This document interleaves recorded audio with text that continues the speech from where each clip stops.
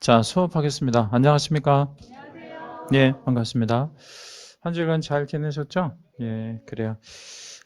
우리 이제 4월부터 6월까지 세 달에 걸쳐서 또 이제 강의를 시작을 할 건데, 4월부터 6월까지 강의는 좀 프린트를 좀 가지고요. 이론 요약을 좀 잠깐 해드리고, 그리고 이제 문제를 좀 풀어드릴 건데, 이번 그 순환 때 문제는 우리 2시간 교재의 뒤에 보면 예상 문제 있잖아요. 그래서 예상 문제를 좀 풀어 드리는 걸로 하겠습니다. 자, 그렇게 하고 우리 7, 8월 달에 이제 문제만 푸는 2달 동안 문제만 풀어야 되는데, 그때는 기출 문제에서 일부 안 풀었던 문제라든가, 그리고 또 기출 문제 중에서 조금 중요한 거, 그리고 지금 우리가 이제 이달에 풀어야 될 예상 문제, 그래서 문제만 조금 모아가지고 한 400개 조금 안 되거든요. 이게 좀 기출 문제랑 예상 문제랑 합치면 한 400개 좀 안 되는데, 한 200문제만 좀 요약을 해서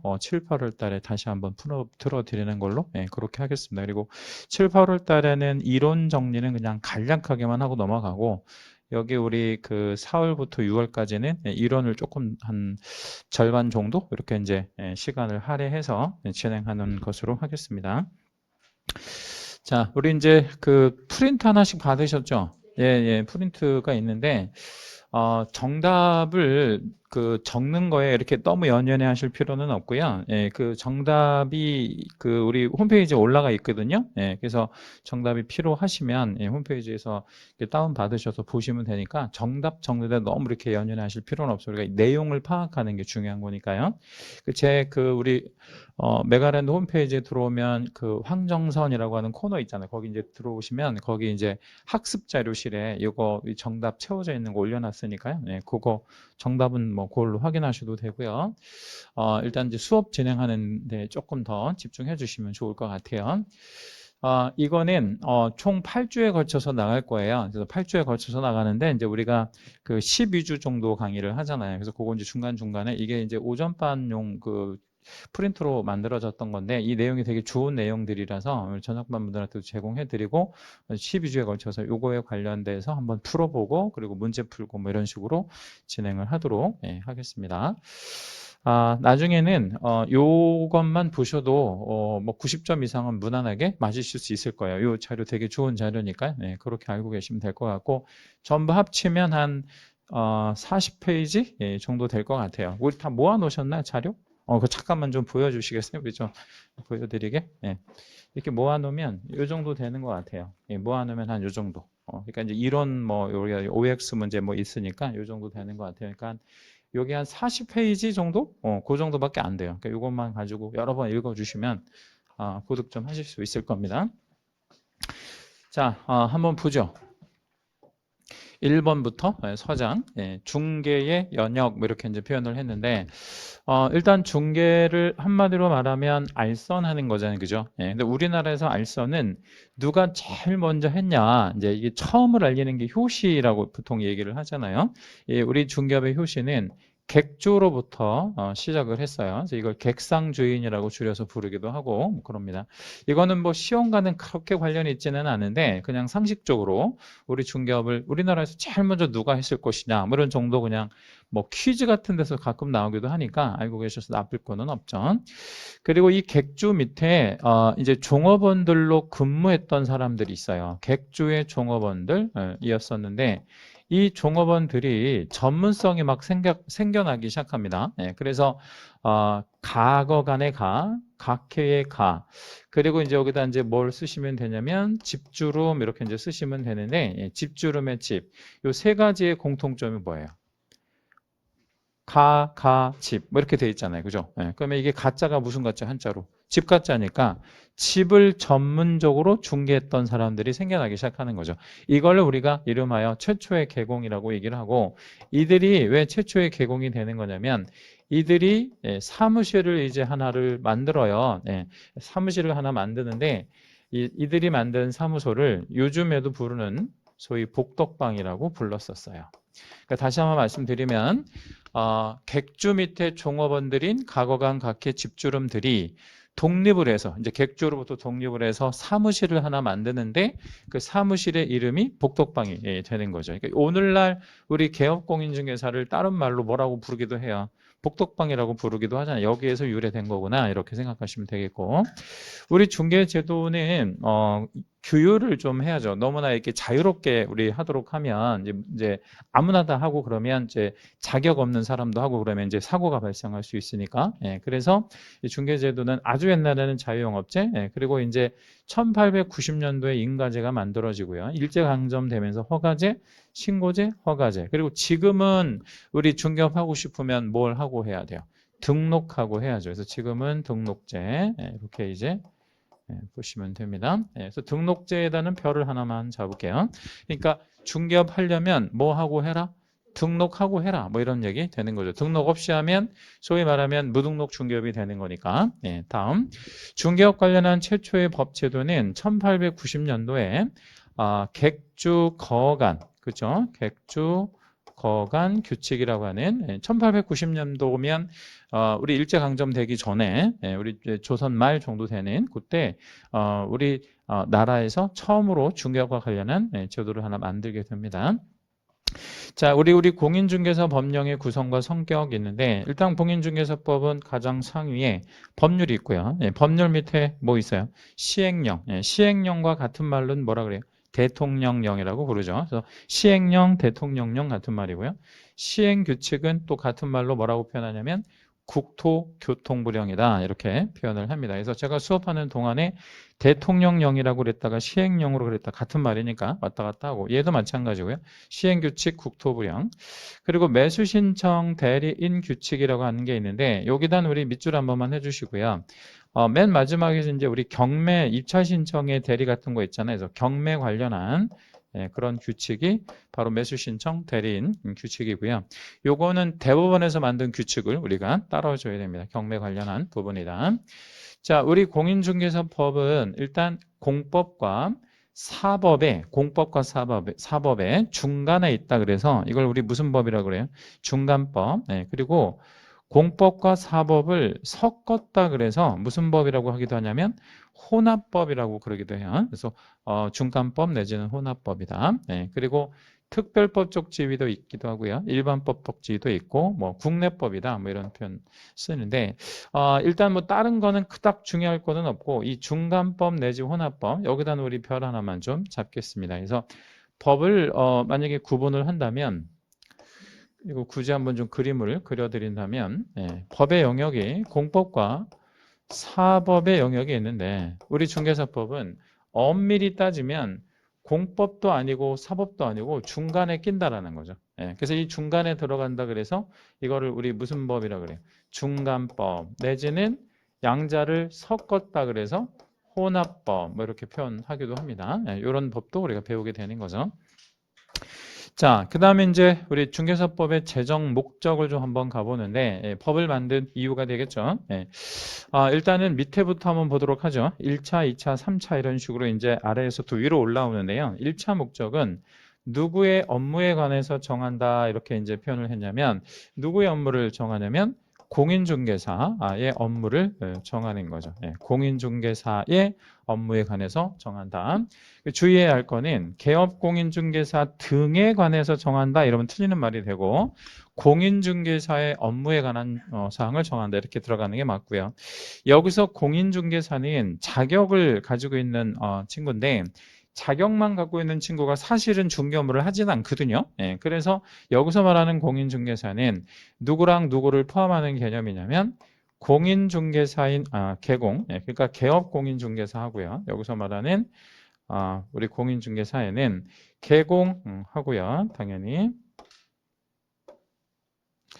개공하고 소공을 포함하는 개념으로 이해하셔야 돼요.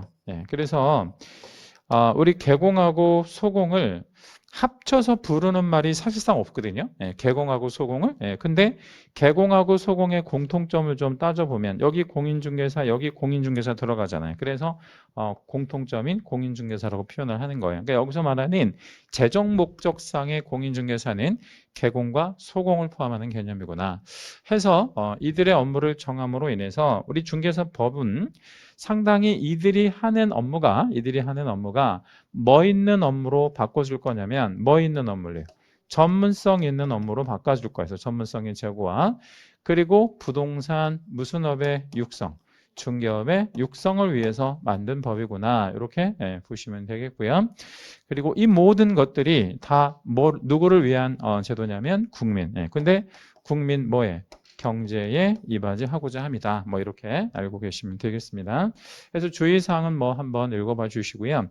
만약에 이 최종 목적의 출제가 거의 이루어지지는 않는데 혹시라도 출제가 된다면 이 자리에 함정을 걸겠지 않겠어요? 이 자리에. 그러니까 만약에 이 자리에 개업공인중개사든 아니면 소공이든 아니면 여기 나와 있는 대로 개업공인중개사 등이든 이런 식으로 해서 주면 틀린 말이 되는 거죠.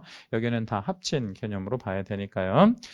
자, 이제 3번의 용어의 정의로 한번 넘어가는데 오늘 우리 진도 나가는 부분에서 단연 중요한 부분은 이 용어죠. 여기 별을 3개를 좀 잡고요. 이 용어는 아주 중요하다. 이렇게 보시면 돼요. 용어는.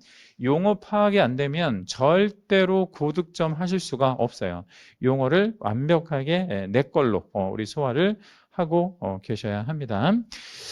오늘 우리 오전반에 어떤 분이 이제 뭐 쉬는 시간에 잠깐 오셔서 뭘 상담을 좀 잠깐 말씀하시냐면 모의고사를 보셨는데 작년 11월부터 공부를 하셨대요. 작년 11월부터 공부하셨으니까 꽤 된 거잖아요. 그래서 이제 모의고사 이번에 봤는데 본인 생각에는 중개사법을 90점 맞을 줄 알았대요. 90점. 그래서 왜 90점을 맞을 줄 알았냐니까 수업 시간에 모르는 게 하나도 없었대요. 그리고 뭐 제가 질문하면 다 맞추고 해가지고 본인은 이제 90점 맞는 걸로 알고 있었는데 시험을 딱 보니까 50 뭐 얼마더라? 57.5 뭐 이렇게 맞으셨대요. 사실 그 이번에 처음 보는 모의고사에서 57.5점이면 나쁜 점수 아니에요. 뭐 나쁘다고 얘기할 수 없거든요. 그것도 사실은 잘 맞으신 거거든요. 근데 이제 본인이 생각했던 점수보다도 너무 이제 적게 나오니까 그게 이제 어떻게 된 건가 이제 저한테 상담을 좀 하시고 또 어떻게 앞으로 공부를 하셨으면 좋겠냐 뭐 이렇게 물어보시려고 오셨는데 그래서 제가 그랬어요. 이번 모의고사를 보면서 그런 것만 느끼셨는지 한번 제가 물어봤죠. 3개는 잘 제끼겠는데 2개가 헷갈리지 않았냐. 그랬더니 한 10대 개가 그랬대요. 그러니까 5문항 중에서 3개는 잘 제끼겠는데 이거는 답이 아니라고 확실히 제끼겠는데 2개가 아리까리한 뭐 이런 것들이 한 10대 개가 있었대요. 근데 그거가 이렇게 둘 중에 하나를 찍었는데 본인 말씀이 찍었는데 다 틀렸다는 거지. 2개 중에 하나. 그래서 사실은 2개 중에 하나에서 찍으면 그게 사실은 찍는 게 아니에요. 왜 찍는 게 아니냐면 자, 둘 중에 하나가 있다고 한번 생각을 해볼까요? 자, 만약에 3번과 5번이 있다고 한번 생각을 해봐요. 저도 한번 찍을 테니까 한번 같이 한번 찍어볼게요. 제가 시간을 드릴 테니까 이제 하나, 둘, 셋 하면 어떤 거든지 상관은 없어요. 그리고 같이 한번 찍어볼게요. 저도 하나 찍을 테니까. 그 대신 딱 동시에 맞춰서 찍으셔야 돼요. 딱 2개가 이제 딱 되잖아요. 자, 하나, 둘, 셋, 3번. 저는 3번 찍었거든요. 3번 찍으시면 한번 설명 들어보세요. 의외로 많이 없네. 자, 그러면 5번 찍으신 분. 그러니까 이게 왜 이게 똑같이 나와야 되냐면 3번에 50% 나오는 게 정상이고 5번에 50% 나오는 게 정상이란 말이에요. 근데 이런 식으로 둘 중에 하나를 무작위로 찍으면 2가지 중에 하나 선택하면 확률이 50%가 나오는데 왜 2개 중에 하나를 찍었는데 다 틀렸냐? 이유가 있어요. 뭔가 본인한테 뭐 한 거를 선택한 거예요. 익숙한 거. 그리고 자기가 생각해서 이게 정답일 것 같은 거. 그러니까 자꾸 거기에 빠지게 되는 거죠. 근데 이제 출제하는 분들이 어느 하나에 뭐 이런 뭐랄까 함정이라든가 이런 걸 걸어놓고 이거 유도하는 지문을 당연히 줄 거 아니에요. 거기에 이제 쉽게 말하면 낚이게 되는 거죠. 그래서 이제 확률적으로 안 나오는 것이지 실력이 없어서 안 나오는 게 아니란 말이에요. 그래서 제가 이제 어떤 말씀을 드렸냐면 확실히 몰라서 그렇다. 확실히 알면 2개 중에 하나를 선택하면 당연히 맞추지 않냐. 근데 이제 그 중요한 것은 이 용어를 먼저 잘 파악을 하시고 그리고 문제풀이를 많이 하면 2가지 말씀드렸어요. 용어의 정의 확실히 알고 그리고 문제풀이 많이 하면 그러면 이제 우리 실력은 많이 쌓일 수밖에 없다. 이렇게 말씀드렸고요. 자, 이제 용어를 한번 좀 보도록 합니다. 중개는 법정 중개 대상물에 대하여 거래 당사자 간의 매매, 교환, 임대차 그 밖의 권리의 득실 변경에 관한 무엇을 무엇하는 것이다 라고 정의해요. 행위를 여기다 행위에서부터 알선하는 것까지에다가 채색 한번 해주시겠습니다. 중개는 한마디로 말하면 뭐를 뭐 하는 것이다 라고 우리 표현할 수 있어요. 행위를 알선하는 것이구나 이렇게 이제 표현을 할 수가 있거든요. 예, 그럼 여기서 이제 행위를 알선한다 그랬으니까 이거를 역으로 한번 가볼게요. 여기서 행위란 어떤 행위인지 이 문장 안에서 한번 찾아볼게요. 여기서 말하는 행위란 사실 이 행위가 되게 중요하거든요. 여기서 말하는 행위는 문장에서 찾아보면 어떤 행위예요? 매매, 교환, 임대차 그 밖의 권리의 득실 변경을 시키는 행위를 말하는 거죠. 그렇죠? 네, 그러면 이 행위는 매매, 교환, 임대차 같은 행위니까 이 행위는 법률적 효과가 수반되는 행위예요? 아니면 효과가 없는 행위예요? 법률 효과가 수반되죠. 예, 이걸 우리 무슨 행위라고 표현을 해요? 법률 행위라고 표현을 합니다. 예. 그러면 우리 중개는 법률 행위를 뭐 하는 것이다? 알선하는 거다. 예, 그러면 알선한다 하는 데서 이 알선의 의미는 사실행위가 되는 거죠. 그렇죠? 예. 자, 그러면 여기서 다시 질문. 이 알선은 누가 하는 거죠? 알선은 중개하는 자가 하는 것이고 행위는 누가 하는 거냐면 거래 당사자가 하는 거죠. 그러니까 이렇게 생각하시면 돼. 행위는 당사자가 하고 알선은 중개하는 사람이 하는 거구나. 그렇죠? 예. 그럼 우리는 중개하는 사람은 매매, 교환, 임대차 할 수 있도록 그냥 뭐만 해주는 거예요? 알선만 해주는 거다. 예. 그래서 우리 중개는 법률행위다 아니면 사실행위다 한번 나누면 사실행위인 거죠. 예, 그래서 보면 중개행위의 성격은 사실행위가 맞아요. 그죠? 예. 그리고 중개행위의 대상은 이랬는데 이 중개행위의 대상이라고 하는 것은 중개행위의 타겟이 되는 행위, 대상이 되는, 목적이 되는 행위는 요 행위잖아요. 요 행위는 무슨 행위예요? 법률행위가 되는 거죠. 해서 요거는 판례 지문이라서 출제 좀 잘 되는 편이니까 이거 꼭 기억해 주셔야 됩니다. 중개행위의 성격은 사실행위고 중개행위의 대상은 법률행위다. 자, 그리고요. 중개를 여러 가지 형태로 나눠볼 때 일방중개라고 부르는 말과 또 일방중개의 반대말이 있는데 머릿속에 한번 그려보세요. 옛날에 다 배우셨던 거니까. 일방중개는 개공의 입장에서 보면 나한테 의뢰한 손님이 한쪽이다, 양쪽이다. 한쪽이다. 한쪽에 의뢰만 있을 때 가능한 거고. 그러면 나한테 매도도 있고 매수도 있다. 이럴 수도 있잖아요. 그럼 그건 무슨 중개? 일방중개 반대말. 쌍방중개. 네, 이렇게 보시면 되는 거죠. 해서 얘에다 별 하나만 해주실게요. 일방 중개도 중개다. 그러니까 우리가 의뢰를 받을 때 한쪽 의뢰만 있어도 괜찮아요? 예, 한쪽 의뢰만 있어도 괜찮다. 뭐 매도가 있거나 매수가 있거나. 그럼 만약에 나는 개공인데 매도만 있다. 그러면 매수는 누가 찾아줘요? 내가 찾아도 되지만 내가 공동중개를 하는 또 다른 개업 공인중개사가 뭐 매도를 찾든 매수를 찾으면 될 거 아니에요. 공동중개가 가능한 거니까. 자, 그 다음에 여기 보면 그 밖의 권리에는 이렇게 표현을 되어 있는데 여기 보면 그 밖의 권리라는 말이 있잖아요. 그 밖의 권리에는 우리가 봐요. 매매하고 교환을 우리가 알선하게 되면 기본적으로 무슨 권에 개입하게 되는 거죠?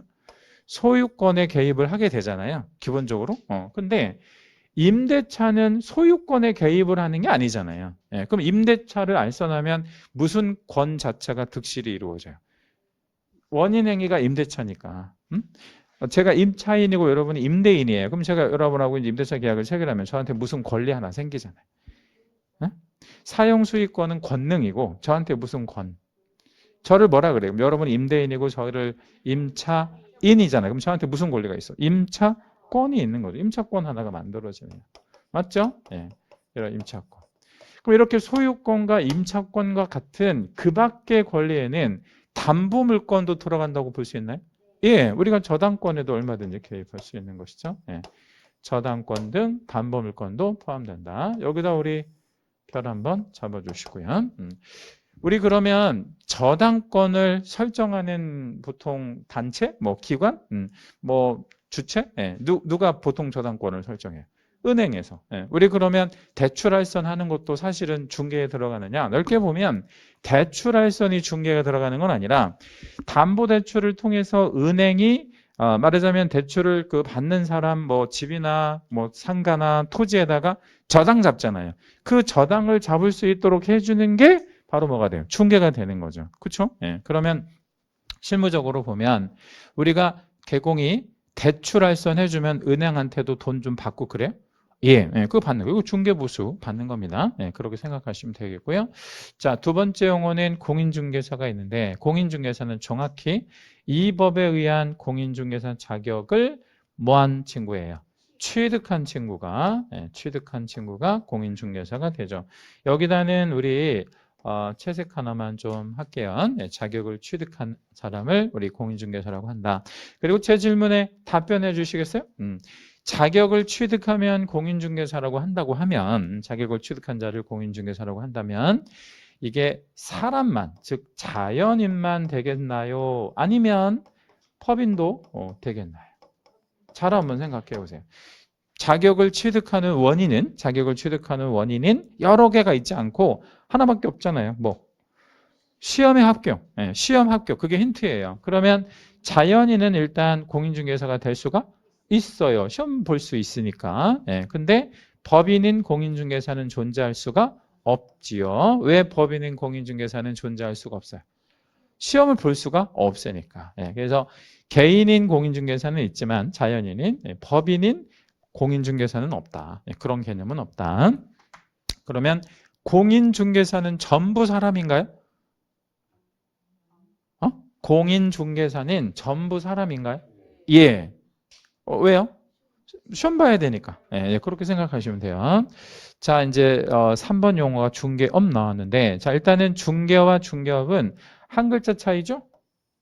얘랑 한 글자 차이잖아요. 그럼 뭔 차이가 나요? 업자의 차이가 나죠. 그럼 업이 들어가면 어떻게 달라지느냐면 첫째, 다른 사람의 뭐가 있어야 돼요? 의뢰가 있어야 됩니다. 의뢰. 의뢰가 없으면 안 돼요. 우리 여기 의뢰에다가 1번하고 번 하나 매겨놓을게요. 의뢰 있어야 되고요. 두 번째, 일정한 뭘 좀 받아야 돼요? 보수. 보수를 받고 보수 안 받으면 업이 아닌가요? 예, 일정한 보수를 받아야 업인 거지. 보수 안 받으면 그건 업이 아닌 거잖아요. 그쵸? 보수를 안 받고 해줬다고 하면 그거는 중개업이라기보다는 그냥 뭐예요? 중개에 들어가는 것 뿐이죠. 업은 아니니까. 그죠? 우리 그 상행위로 한 건 아니니까. 그 다음에 중개를, 그러니까 1호에서 보셨던 중개를 뭘로 하는 거? 업으로 하는 건. 여기 업에다가 밑줄 하시고 3 이렇게 적어주시면 돼요. 그래서 1, 2, 3이 중개업의 3요소가 되는 거예요. 의뢰와 보수와 업, 요 세 가지가 있을 때 우리가 이거를 뭐라고 부른다? 중개업이라고 부른다. 이렇게 생각해 주시면 돼요. 중개업. 자, 그럼 여기서 이제 업이냐 아니냐에 대한 판단을 제가 단어만 좀 읽어 드릴 건데 이 단어만 가지고 여러분 뭐를 판단하시고 이게 다 대법원 판례들이거든요. 이따 이제 문제에서 이게 다 반영이 어떻게 되는지는 보여드리겠지만 대법원 판례들이니까 한 단어 한 단어를 신중하게 잘 보셔야 돼요. 이게 문제로 이렇게 다 나온단 말이에요. 그리고 이걸 아셔야 문제를 풀 때 도움이 될 수 있단 말이죠. 자, 한쪽의 의뢰만 있다는 거죠. 양쪽의 의뢰 아니고 한쪽, 뭐 매도든 매수든 임대든 임차든 한쪽만 있어도 업이 되나요? 그럼요. 아까 우리 무슨 중개도 중개라고 그랬어요. 일방 중개도 중개. 자, 그다음 보수를 받아야 업이라 그랬잖아요. 그러면 보수를 받을 것을 약속 요구만 하였대요. 그럼 받은 거 안 받은 거요? 안 받은 거. X. 이건 업이 아닌 거죠. 왜 아니에요? 안 받았으니까. 그러니까 미수. 아직 미수한 거니까. 그 다음 여기다는 우리 별도 하나만 좀 잡고 별 2개 잡을게요. 아주 중요한 포인트. 사실은 업이 되기 위해서는 요게 있어야 돼요. 계속성과 반복성. 그죠? 업이 되기 위해서는 뭐가 있어야 돼? 계속성과 반복성. 어쩌다 한 번 하는 이런 거는 업이 아니란 말이에요. 그러면 계속하고 반복적으로 해야 이게 업이란 말이에요. 그런데 우연히 했다든가 아니면 단 한 번 했다든가 일회성 이런 말 나오면 업이다? 업은 아니다. 업은 아니다. 그렇죠? 그러니까 계속성과 반복성의 반대말이 우연성 혹은 일회성이 되는구나. 이렇게 기억하시면 돼요.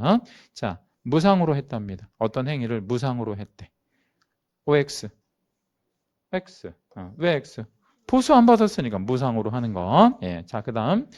얘가 좀 잘 나오기도 한데 어렵기도 하고 그래요. 요거는 제가 그 사례를 좀 하나만 드려볼게요. 이게 우리 오전반 분들도 이해하시기가 조금 어려워하셨는데, 자, 이제 간판을 한번 좀 그려볼게요. 예, 이 간판이에요. 예, 간판인데, 뭐라고 할까요? 우리 저 메가 부동산 컨설팅 이라고 한번 붙여볼게요. 메가 부동산 컨설팅 해놓고 여기 이제 이렇게 간판이 있고 우리 이제 중개사무소가 있으면 여기 이제 출입문이 이렇게 있고 여기 출입문이에요. 여기 보니까 토지, 뭐 공장, 상가, 뭐 이런 식으로 해놓은 이런 그 간판이 딱 있어요. 여기선 뭘 하겠다는 건가요? 컨설팅. 근데 토지를 가지고 컨설팅을 어떻게 하겠다는 거일까요? 그러면 제가 이렇게 한번 질문을 드려볼게요. 이 가게에서는, 이 사무실에서는 중개도 할까요? 아니면 중개는 안 할까요?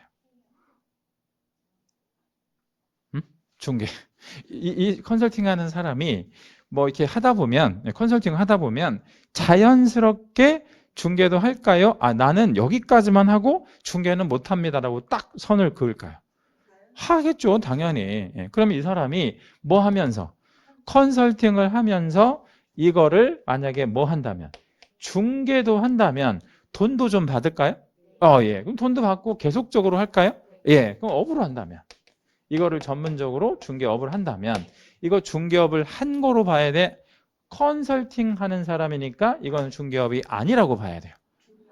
업으로 봐야지. 왜냐하면 이 사람은 처벌해야 됩니까? 이 사람은 그러니까 우리 그럼 이렇게 한번 설명드려볼게요. 이 사람이 개공인가요? 아니에요. 개공 아니에요. 근데 개공도 아닌데 이런 간판을 걸고 중개업을 지금 하고 있잖아요. 그럼 이건 처벌을 해야 되나요? 예. 뭘로 처벌을 해야 돼요? 무등록 중개업으로 처벌하려면 무등록 중개업이 몇 년 몇 천이에요? 3천, 3천. 그럼 이 사람을 처벌을 하려면 이 컨설팅 행위의 부수에서 이런 거를 중개하는 것을 업이라고 중개업이라고 봐줘야 돼? 아니면 안 봐줘야 돼요? 봐줘야 처벌을 하죠. 그러니까 여기 보면 컨설팅 행위의 부수에서 업으로 했다 이러면 이건 뭐다? 업이다라고 봐야 돼요. 업이다. 이렇게 이해하시면 돼요. 왜? 처벌을 하려면 어쩔 수 없잖아요. 그리고 요런 사람들 이렇게 길거리 다니시다 보면 신고하면 돈도 주나요? 50만 원? 예, 포상금, 포상금도 지급하는 겁니다. 그래서 요즘 옛날에는 되게 많았는데 요즘에는 많이 없어졌죠. 하도 막 신고들이 들어가니까. 사실은 이 부동산 컨설팅 이런 거 자체는 컨설팅 할 게 뭐 있어요? 다 중개하겠다는 거죠. 이런 거는.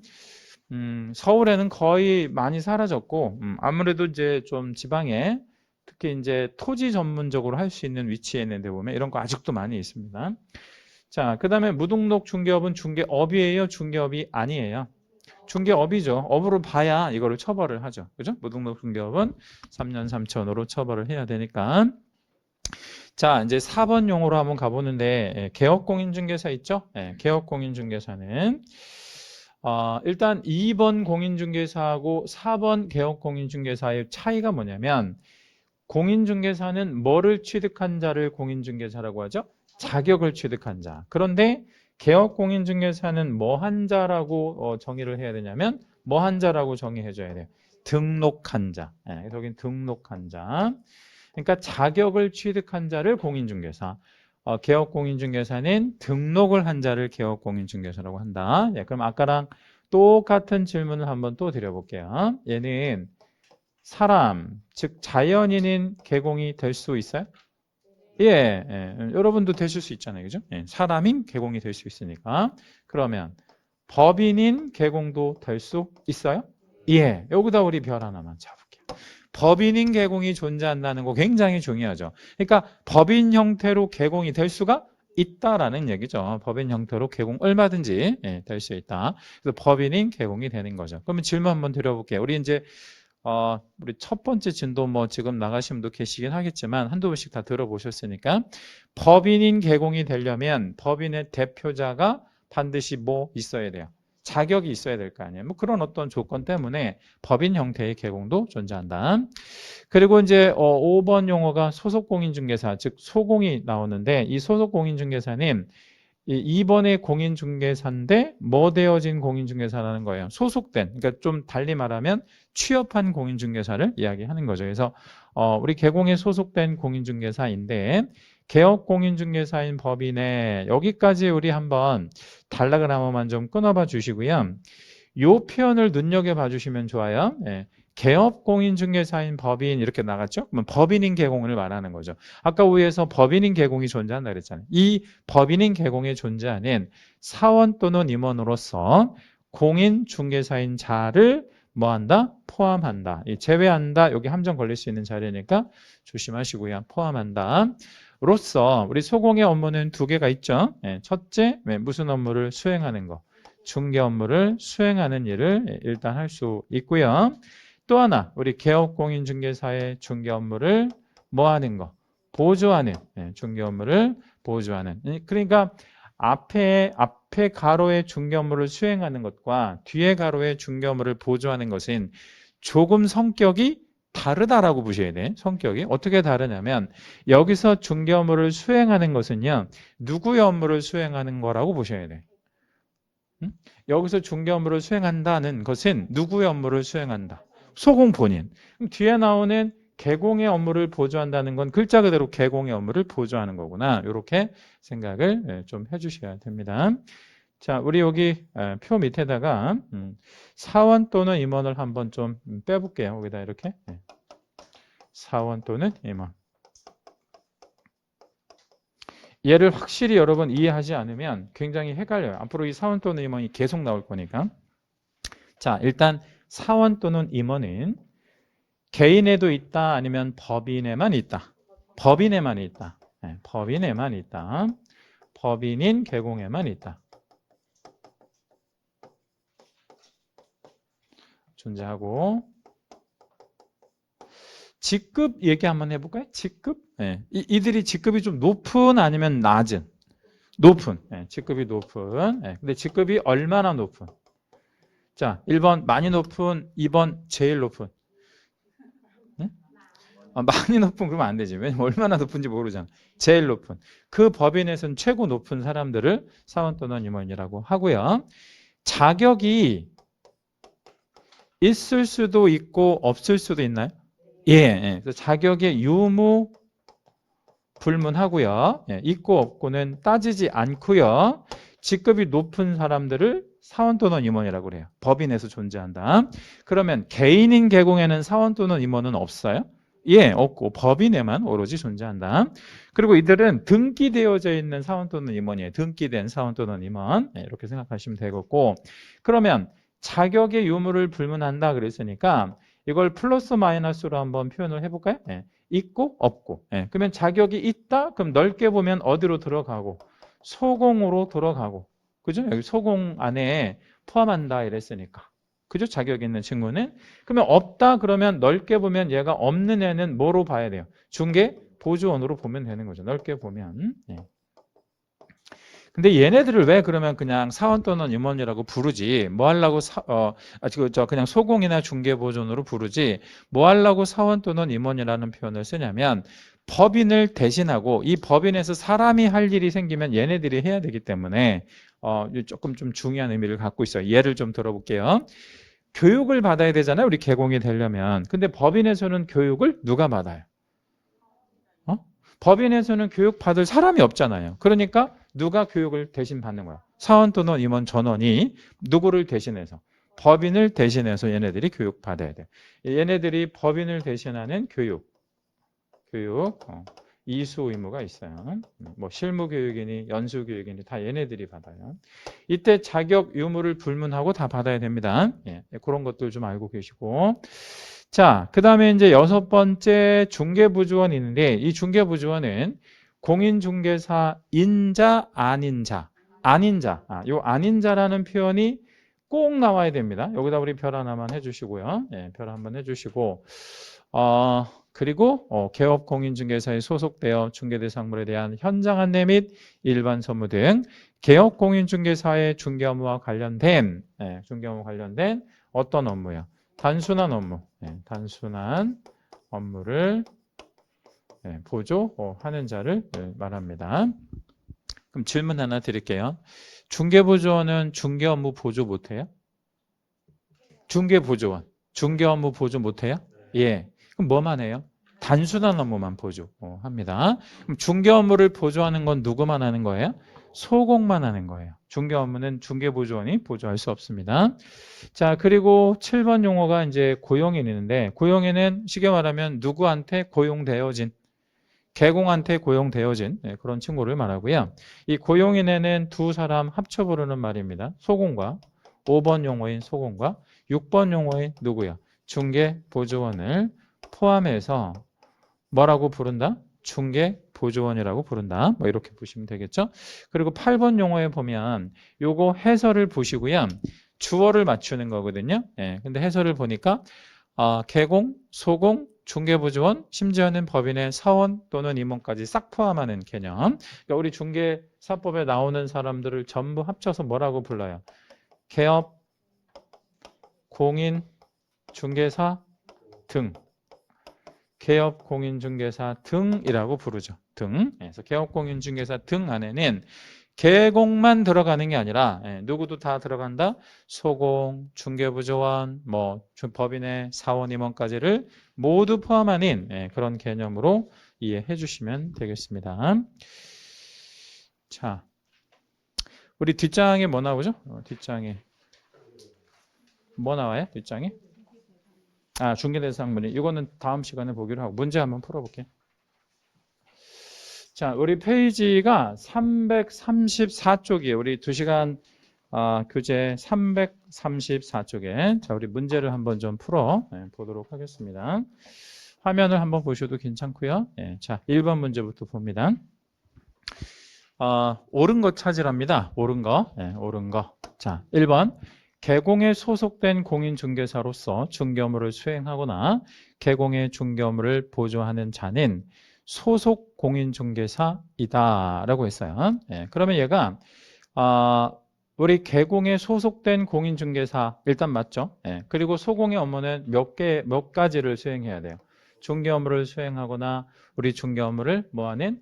보조하는. 일단 맞는 표현인가요? 예, 맞는 표현이죠. 자, 2번. 개업 공인중개사인 법인의 사원으로서 중개 업무를 수행하는 공인중개사는 자, 일단은 사원이랑 임원은 직급이 높은 사람이라고 그랬죠? 얘는 어디에만 존재한다고요? 법인에만.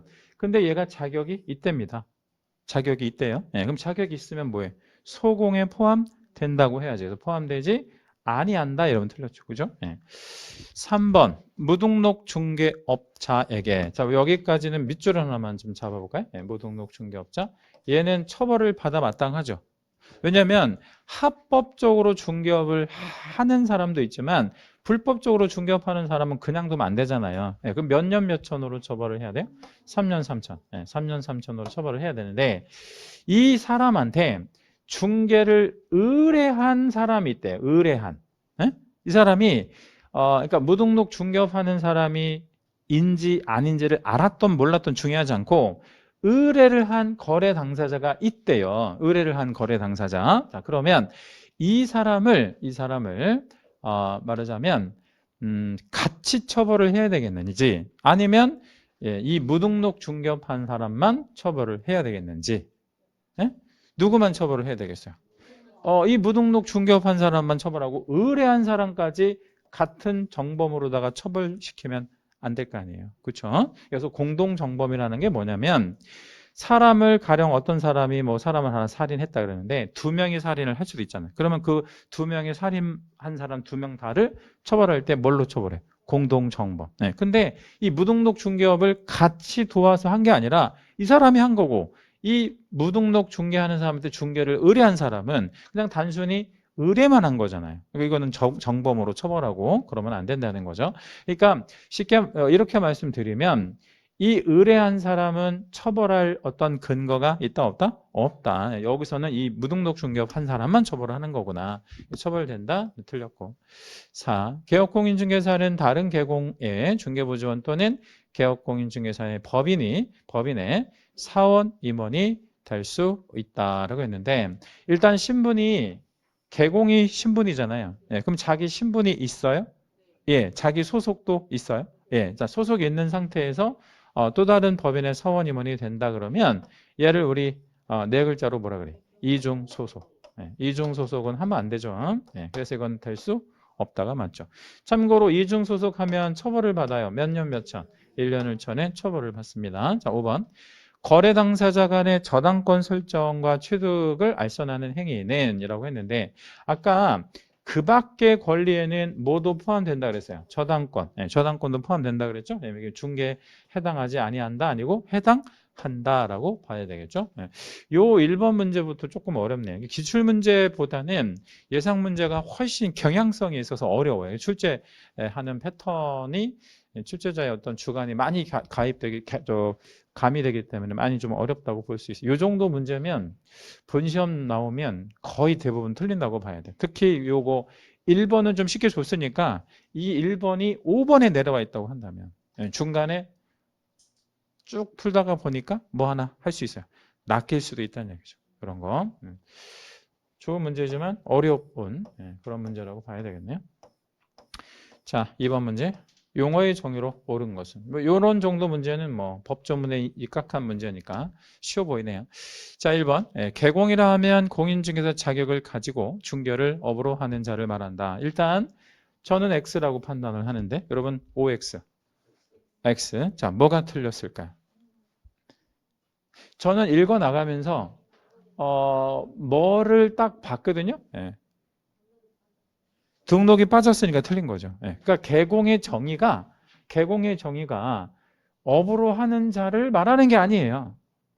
그렇죠? 그러면 개공이란 그냥 뭐라고 해야 돼? 등록한 자. 그러니까 이거는 그냥 다 틀린 거지 뭐 이거. 그렇죠? 그러면 이 사람은 자격을 가지고 중개를 업으로 하는 사람은 뭐죠? 그 뭐냐면 나쁜 놈이죠. 왜? 무등록 중개하고 있는 놈이니까. 그렇죠? 얘는 뭐라고 정의할 수가 없는 거예요. 맞아요? 그러니까 개공은 등록한 자라고만 정의하니까. 1번은 그래서 틀린 거고. 자, 2번. 중개업이라 함은 다른 사람의 의뢰에 의하여. 의뢰가 꼭 있어야 됩니까? 그 다음에 또 나와야 될 게 뭐예요? 보수. 그 다음엔요? 근데 지금 여기는 계속적 반복적으로만 나왔기 때문에 1번밖에 없네요. 요거는 3번이라고 볼 수는 있을 것 같아요. 요거하고 이제 같은 말이 업이니까. 근데 뭐가 지금 빠졌습니까? 보수. 보수가 빠졌으니까, 요게 이제 빠졌으니까 2번은 틀렸죠? 요것도 1번 다 틀리고. 3번. 소공이라 함은 개공에 소속된 공인중개사, 가로에 개업공인중개사인 법인의 사원 또는 임원으로서 공인중개사인 자를 포함합니까? 제외합니까? 포함. 중개업무를 수행하거나 개공의 중개업무를 보조하는 자를 말한다. 3번 어때요? 정확히 맞았죠. 그죠? 3번은 뭐 딱 맞는 표현이고. 4. 공인중개사를 하면 자격을 취득하여 여기까지만 나와야 되는데. 그쵸? 공인중개사는 그냥 뭐 자격을 취득한 자라고만 정의하니까 뒤에 종사하는 자를 말한다. 이 말은 필요 없는 사람입니다. 이 사람도 뭐예요? 이 사람도 나쁜 놈이죠. 무등록 중개업하는. 그죠? 등록은 안 하고 하는 거니까 다. 5번 중개라 함은 중개사무소에서 개공이 행하는 일체의 행위를 말한다라고 했는데 일체의 행위가 중개가 되는 것은 아닌 거죠. 뭐. 그러면 우리 중개 아닌 또 우리 일체의 행위라는 게 뭐가 있을 수 있을까요? 중개 아니면서 할 수 있는 것들이 뭐가 있어요? 뭐 여러 가지 뭐 전화 받는 것도 있고 뭐 상담하는 것도 있고 뭐 여러 가지 뭐 소위 말하면 여기 한번 들어가는 거 볼까요?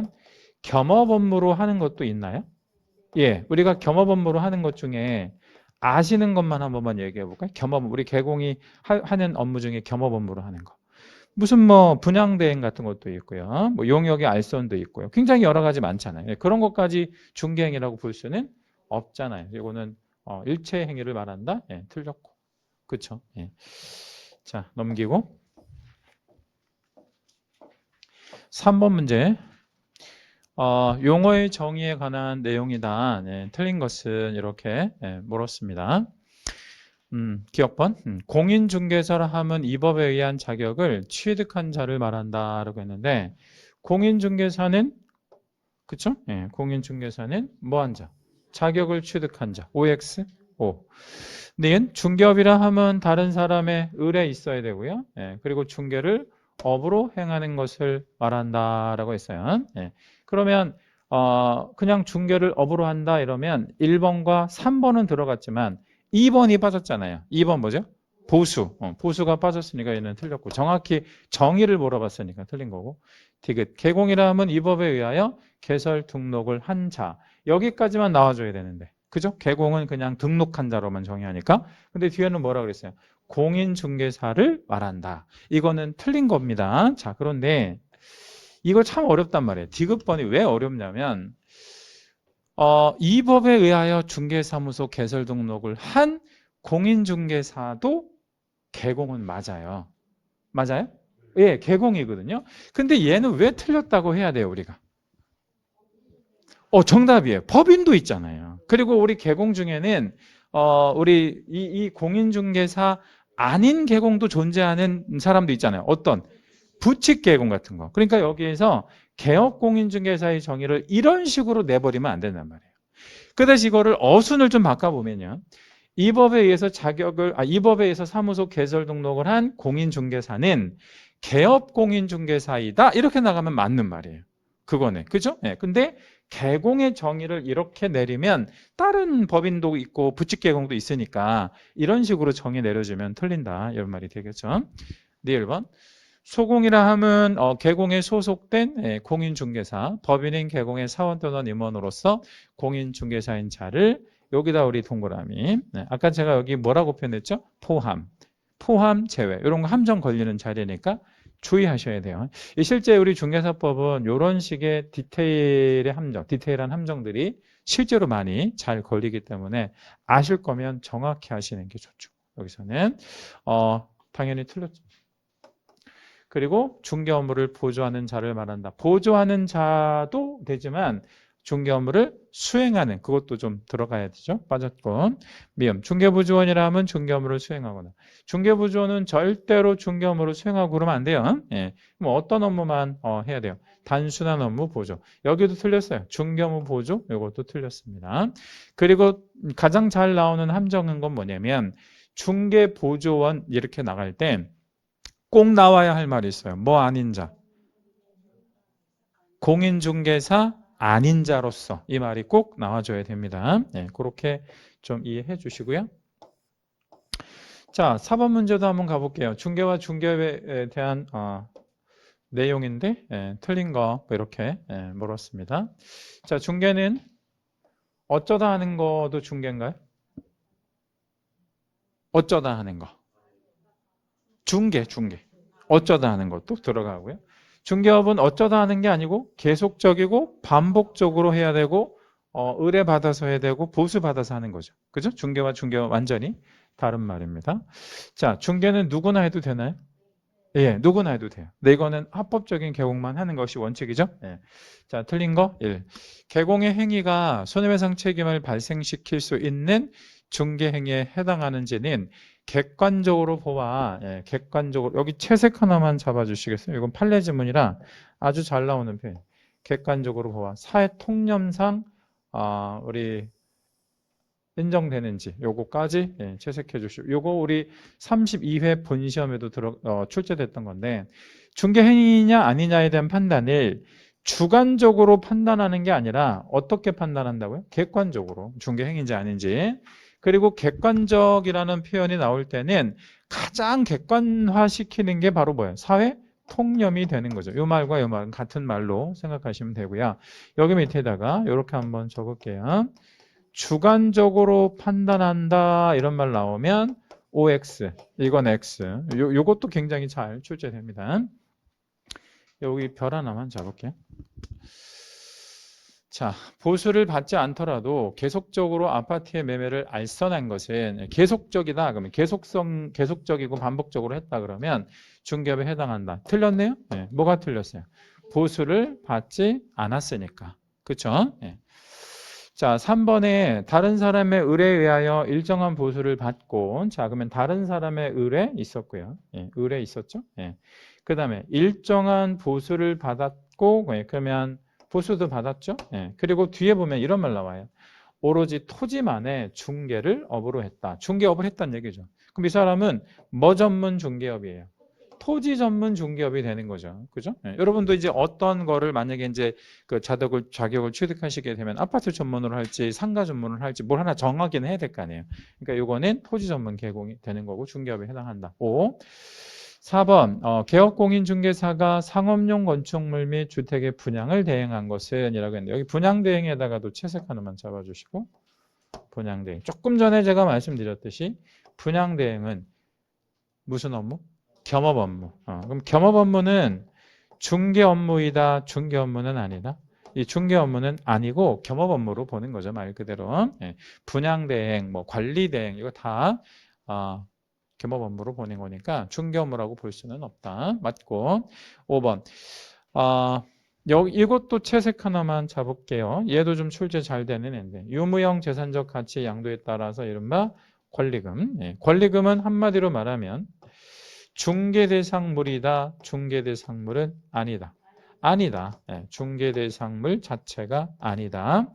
그러면 이 중개대상물이 아닌 어떤 존재를 우리가 수수하도록 받을 수 있도록 도와주고 알선하고 우리 했다면 이건 중개행위에 해당하지 않는다가 맞죠. 예? 왜냐하면 중개가 되려면 뭐에 해당이 되는 물건을 알선해야 돼요. 중개대상물에 해당되는 물건을 알선하는 게 맞으니까요. 예, 그렇게 여러분 보시면 되겠다. 그렇죠? 예. 자, 여기까지 하고 잠깐 쉬었다가 다음 시간에 하겠습니다.